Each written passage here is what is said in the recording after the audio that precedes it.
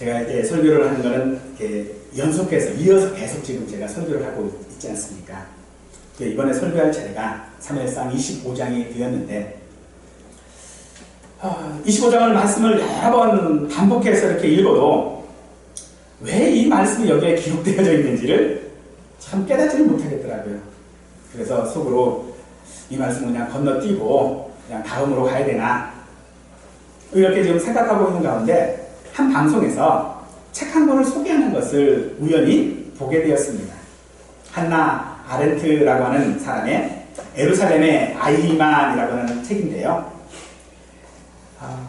나치의 유대인 학살의 1급 전범인 아돌프 아이만의 재판 기록을 통해서 악의 평범성에 대하여 자신의 철학적 생각을 쓴 책입니다. 이 아이만이라고 하는 사람은 1급 전범으로서 15년 동안 도망다니다가 붙잡혀서 이제 재판을 받게 되어지는데 그는 재판 내내 너무나도 당당하게 자신은 단 한 사람도 죽인 일이 없기 때문에 자기는 무죄다 라고 주장을 합니다. 또한 그는 자신은 명령에 따라서 유대인들을 수송하는 일들만 성실하게 했을 뿐이다. 만약 내가 그 일을 하지 않았다면 그것은 오히려 자기 나라 독일의 법을 어기는 일이다. 그러니 나는 법에 따라서 성실하게 내가 해야 할 일을 감당했다라고 끝까지 당당하게 자신의 무죄를 주장했을 뿐만 아니라 그가 사형을 언도받고 교수형에 처해졌을 때에도 너무나도 당당하게 그 교수형에 임했던 모습들이 한나 아렌트는 악이라고 하는 것이 히틀러와 같은 특별한 어떤 사람만이 악인이 아니라 너무나도 평범한 우리의 이웃이 악인이다 라고 하는 말을 하고 싶어 합니다. 그는 그 책에서 이 아히만이 누구냐라고 하는 이야기를 할 때에 그는 내 너무나도 좋은 아버지이고 너무나도 좋은 남편이고 너무나도 좋은 이웃이었다라고 말하고 있습니다. 저자인 한나 아렌트가 하고 싶은 말은 바로 그것입니다. 무사유.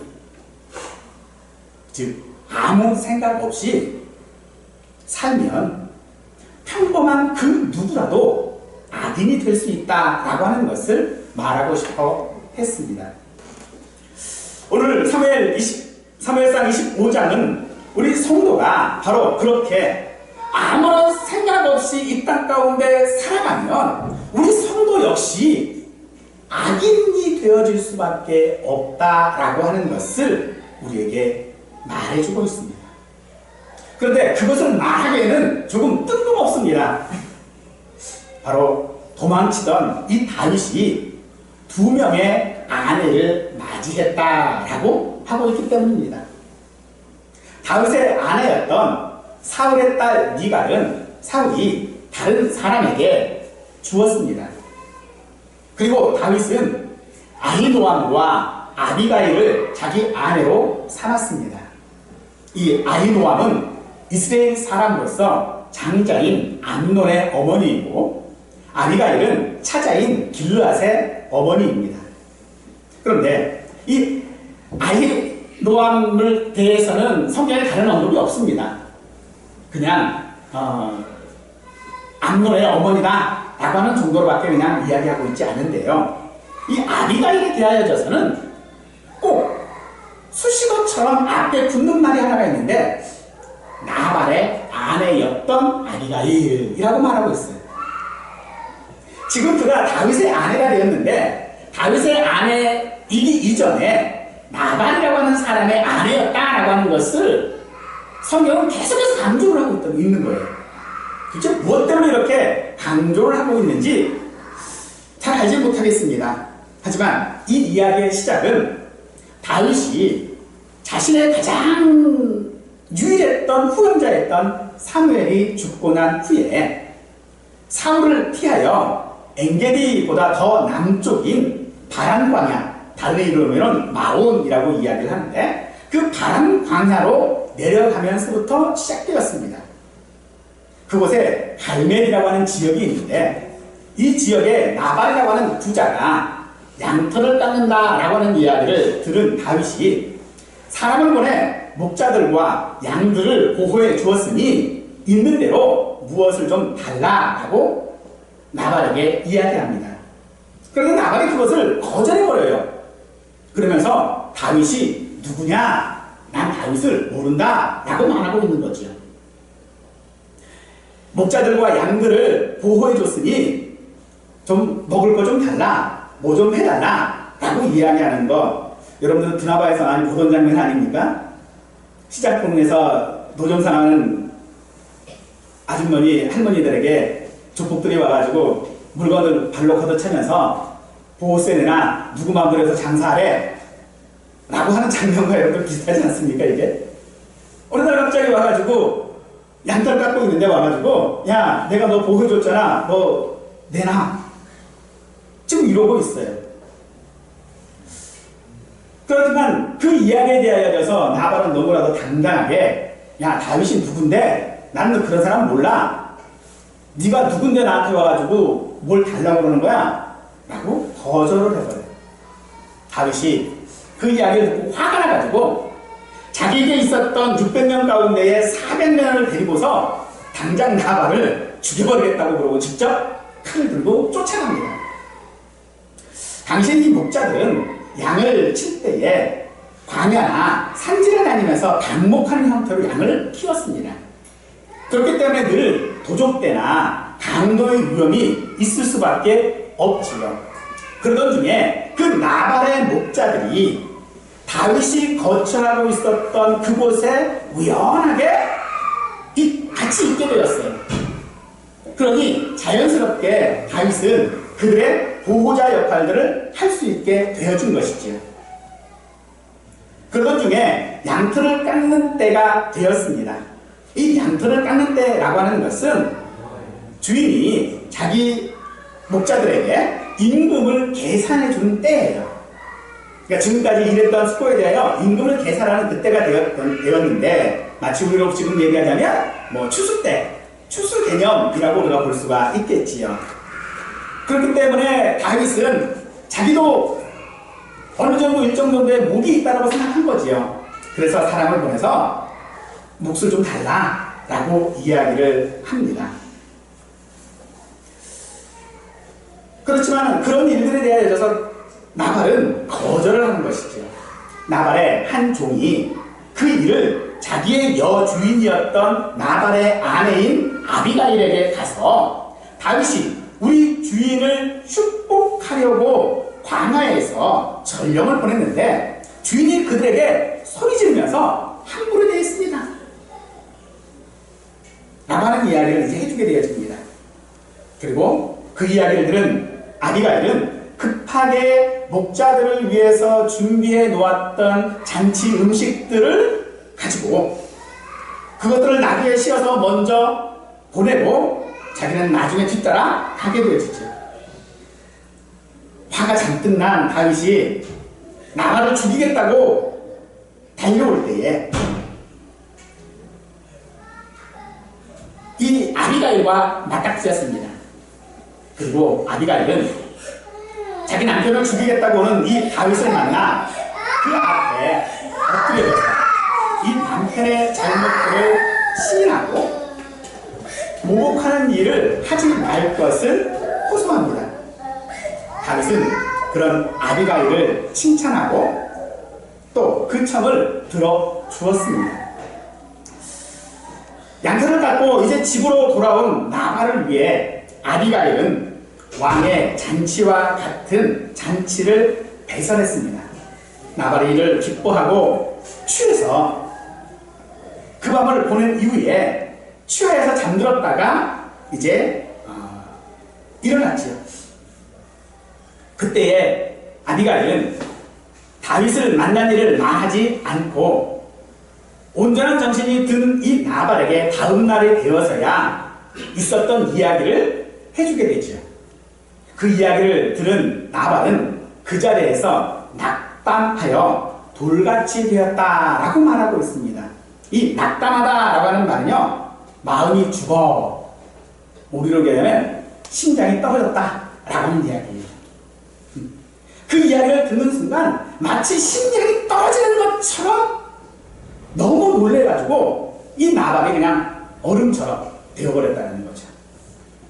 그리고 나서 얼마 후에, 열흘쯤 후에 하나님께서 나발을 치심으로 말미암아 나발이 죽게 되었습니다.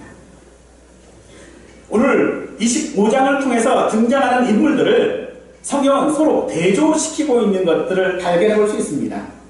다윗과 나발, 나발과 아비가일, 아비가일과 다윗을 대조시키고 있고 의도적으로 서로 연결시키고 있는 것들을 우리가 발견해 볼 수 있을 것입니다.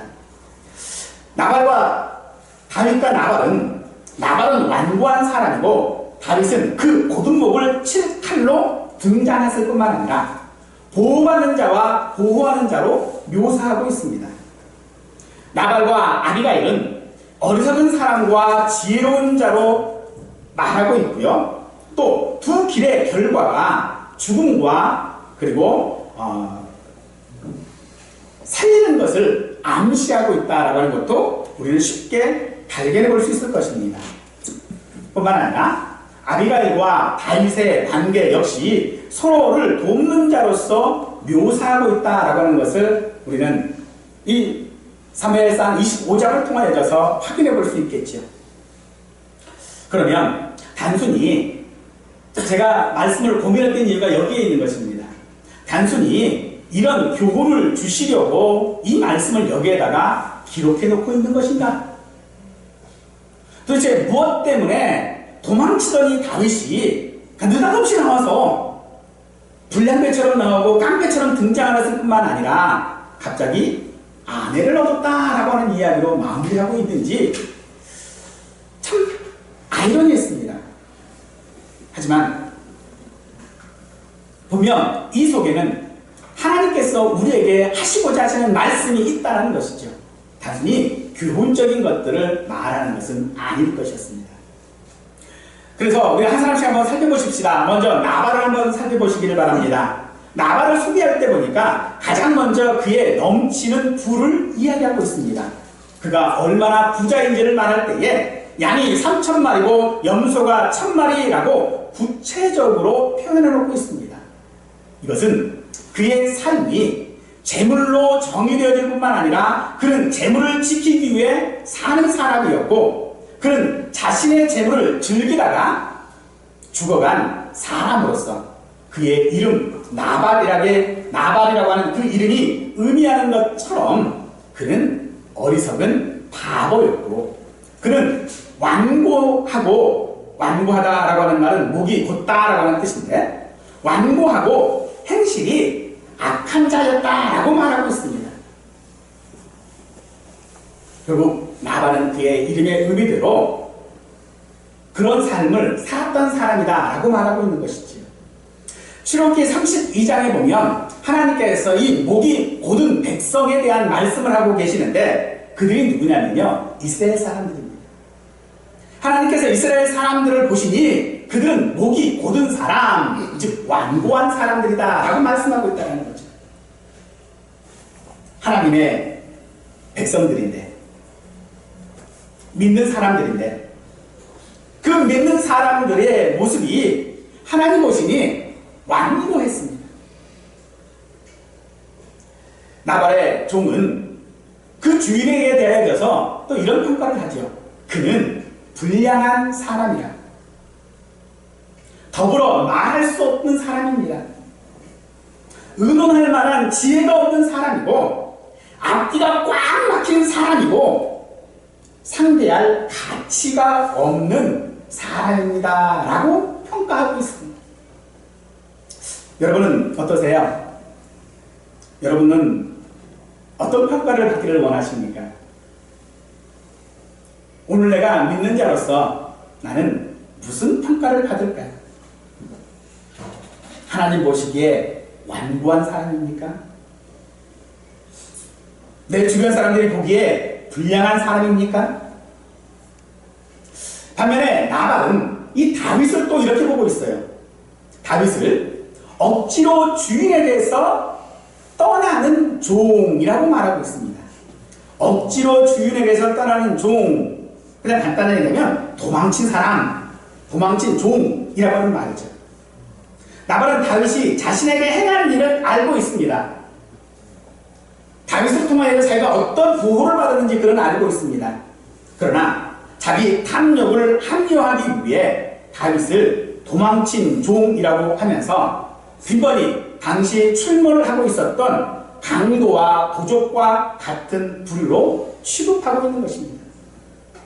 그는 이새의 아들이 누구냐라고 묻습니다. 이 말은 간단합니다. 내가 누군데? 라고 하는 말이죠. 이 말은 을에 대한 답의 상징어일 수 있겠지요. 나보다 힘이 센 사람들이 자기에 대하여 말할 때에 나는 누군데? 라고 하는 말을 하기도 합니다만은 반대로 너는 뭔데? 라고 하는 말을 하기도 하지요. 우리가 다른 사람들에게 충고하고 나보다 어떤 사람들에게 이야기를 하면 그 이야기를 받아들이지 아니하고 너는 뭔데? 라고 말한다는 거죠.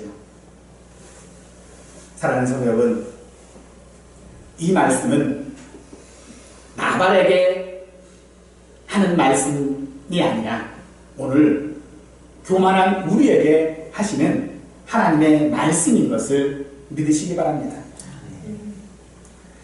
가진 것이라고는 돈과 권력밖에 없는 교만하고 자기중심적인 나발의 이 모습은 다윗을 대하는 사울의 모습과 다르지 않습니다. 오늘 우리는 가진 것이 무엇입니까?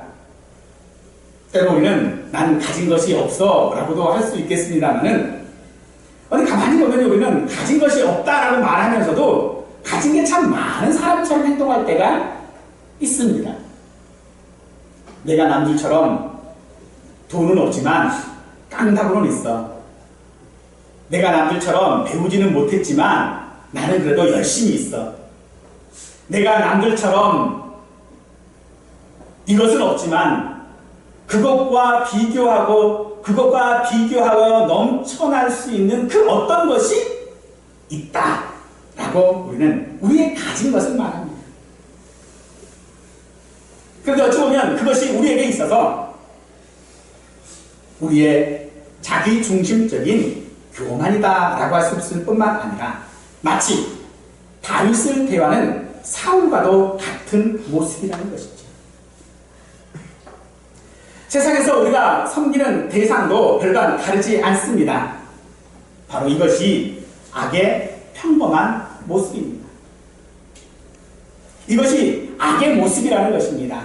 악하다라고 하는 것이 굳이 어떤 정말로 우리가 생각했을 때 도덕적으로, 법적으로 정말로 악한 어떤 일을 해야만 알리만처럼 직접 자기가 사람을 죽여야만 악한 사람이다 라고 하는 정의가 통하지 않는다라는 것입니다.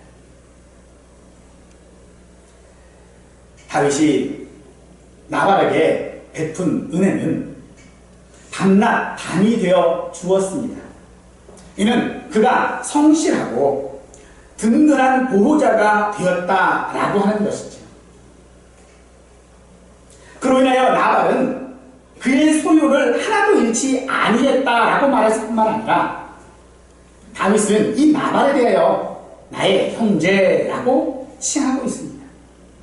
그러면서도 말할 때에 무엇을 좀 주려 한다면 내 손에 있는 대로 좀 달라. 이 말은 그냥 마음대로 주고 싶은 대로 줘. 내가 너에게 베푼 은혜는 이만큼 큰 은혜인데 그 은혜를 생각하지 말고 그저 내 마음 가는 대로 주었으면 좋겠다라고 정말로 예의를 갖추어서 이야기합니다. 하지만 나발의 반응은 어떻습니까? 그의 반응은 다윗과 600명에 달하는 그의 무리들을 일순간에 목축업자를 위협하는 그리고 돈이나 뜯어내는 불량배로 만들어버렸습니다. 사울 사건에서와는 달리 다윗은 그것에 대하여 다른 반응을 보이죠. 이성을 잃어버립니다. 오히려 나발이 이야기했던 것처럼 돈이나 뜯어내는 불량배가 스스로 되어져 버리고 있다는 것이죠. 그래서 400명을 끌고 당장 죽이겠다고 올라갑니다. 근데 얼마나 욕을 했냐 그러면요, 여기 보면 남자들은 하나도 남겨놓지 않겠다라고 되어져 있지요. 근데 이 말이 우리말로 번역하기가 조금 그래서 그냥 남자라고 했지요. 이 말을 올바로 번역하면 이런 이야기입니다. 벽에다가 오줌 싸는 놈. 히브리식 속어입니다. 그러니까 뭐라 그럴까요? 그냥 쉽게 이게 아주 쌍욕이라는 거예요. 이 다윗이, 우리가 생각할 때 다윗이 얼마나 얌전하고 여리여리하고 뭐 이런 인상이잖아요. 그런데 그 입에서 나오는 말이 아주 그냥 쌍욕이 나오고 있는 거죠. 얼마나 화가 났으면. 정말로 그에게 화나는 게 당연한 것 아니겠습니까? 내가 은혜를 베풀었는데 그 은혜 다 갚아라 라고 하는 것도 아니고 그저 마음 가는 대로 그냥 조금 줬으면 좋겠다 그냥 라고 한 건데, 그것에 대하여 비난하고 모욕하고 하는 이 일들을 볼 때에 화나는 것은 당연하다라고 우리는 생각할 것입니다. 비아냥거리는 그것을 어찌 참을 수 있겠습니까? 여러분이라면 그런 상황 가운데서 좀 참아질까요? 누군가가 내 앞에서 그냥 막말로 알짱거리면서 비아냥거리고 나를 무시하고 막 이러는데 그냥 웃으면서 허허 하고 그냥 넘어갈 수 있을까요? 안 그럴 것 같아요. 그건 뭐 저도 마찬가지일 겁니다. 그가 그런 화난을 가지고서 달려가는 것, 그런 게 어찌 보면은 하나의 의문 아닐까요? 다윗의 분노는 대단했습니다.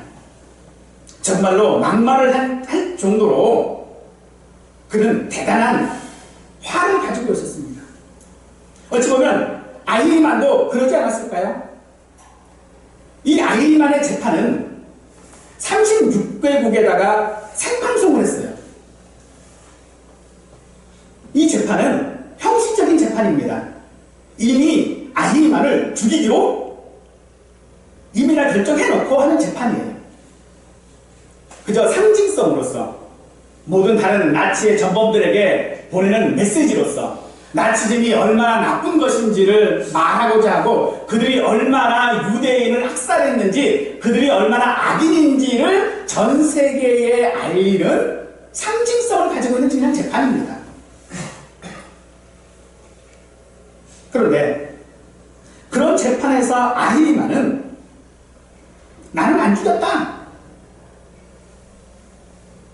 나는 죽인 일이 없다 라고 말하고 있는 것과 오늘 다윗이 나발을 죽이겠다고 400명을 이끌어 가는 것과 별반 다르지 않다는 것입니다. 여러분, 사실 이것은 의문이 아닙니다. 다윗의 자존심이 상해서 그 자존심이 상한 데서 비롯된 복수일 뿐입니다. 나발의 그런 야비함이 다윗의 숨어있던 야비함을, 그 다윗의 숨어있던 그 악함을 자극하면서 나오는 행동인 것입니다. 그러므로 오늘 다윗은 나발에게 자신을 대했던 사울과 같은 사람이 되어지는 것입니다. 사울이 자신을 대한 것처럼 다윗 역시도 나발을 그렇게 대하고 있다는 것이죠. 사람이 무너지는 것이 이처럼 한순간인 것 같습니다. 아니, 사람이 무너지는 것은요, 넘어지는 것은 바위 때문에 넘어지지 않습니다. 어떤 커다란 장애물 때문에 넘어지지 않습니다. 거의 대부분요, 작은 돌멩이 때문에 넘어지고요, 신발 안에 있는 모래알 하나 때문에 쓰러집니다.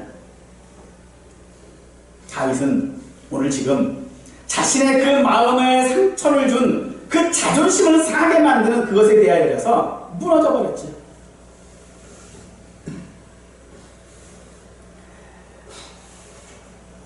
이 두 사람과는 또 대조적으로 아비가일은 총명하고 아름다운 여자였다라고 소개하고 있지요.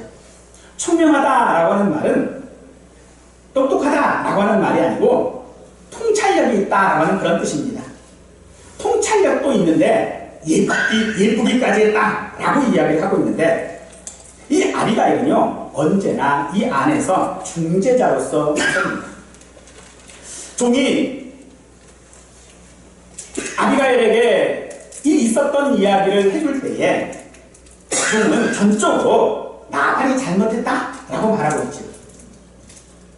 그리고 그 잘못에 대하여 다윗의 분노는 이런 것이다 라고 이야기를 해주고 있습니다. 하지만 우리가 앞에서 지금 살펴본 것처럼 나발도 다윗에게 사울이었고 다윗도 나발에게 사울이었던 것처럼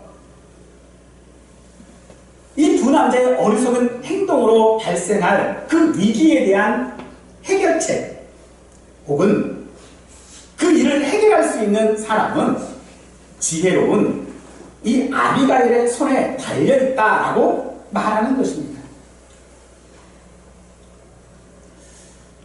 또한 이것은 나발이나 다윗에 의해 진행되어지는 것 같은 이 상황들, 사실은 아비가일에 의해서 통제되고 있다라고 하는 것도 우리에게 보여주고 있는 것입니다. 아비가일은 다윗에게 간 일을 남편에게 알리지 않았습니다.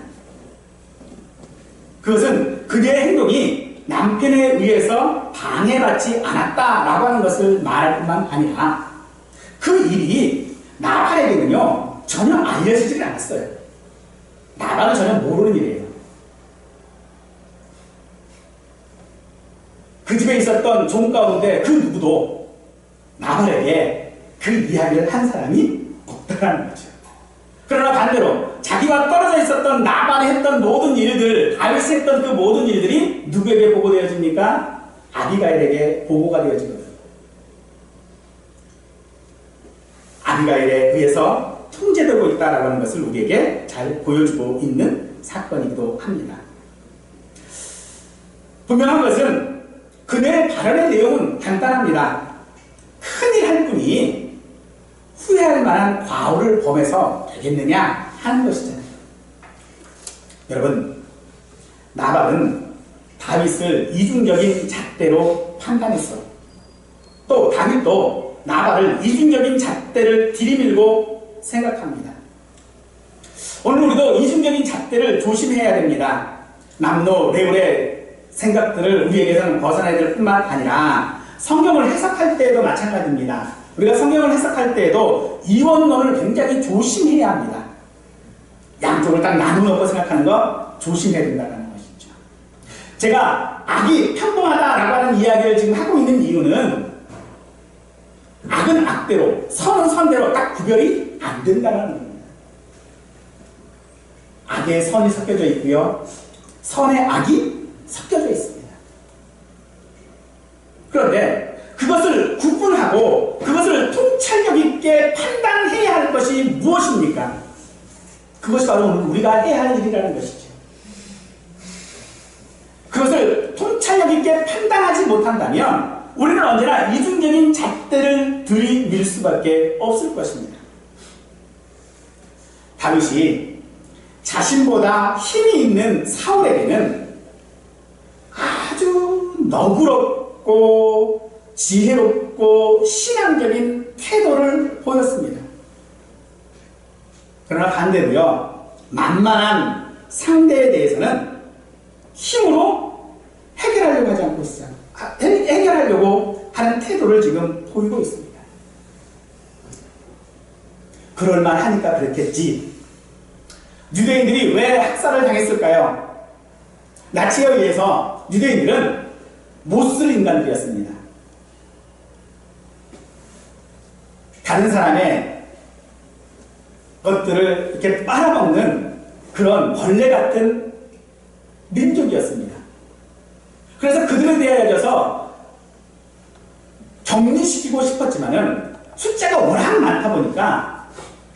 방법이 없어요.